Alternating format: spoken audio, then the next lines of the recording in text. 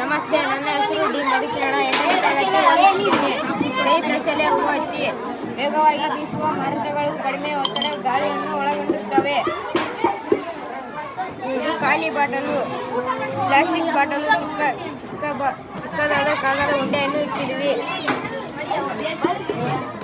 ಹೀಗೆ ಊದಿದ್ರೆ ಕೆಳಗೆ ಬರುತ್ತವೆ. ನಮಸ್ಕಾರ, ನನ್ನ ಹೆಸರು ಬಿ ಜೀವ. ನಾನು 6ನೇ ತರಗತಿ ಓದುತ್ತಿದ್ದೇನೆ. ನಾನು ಮಾಡುವ ಪ್ರಯೋಗ ಹೆಸರು ಬಲೂನಿನ ಪಾತ್ರೆ. ಸಾಮಾನ್ಯವಾಗಿ ಪಾತ್ರೆಯಲ್ಲಿ ನೀರು ಕಾಯಿಸಬಹುದು, ಆದರೆ ಬಲೂನಿನ ಪಾತ್ರೆಯಲ್ಲಿ ನೋಡಿದ್ದೀರಾ? ಈಗ ಮಾಡೋಣ.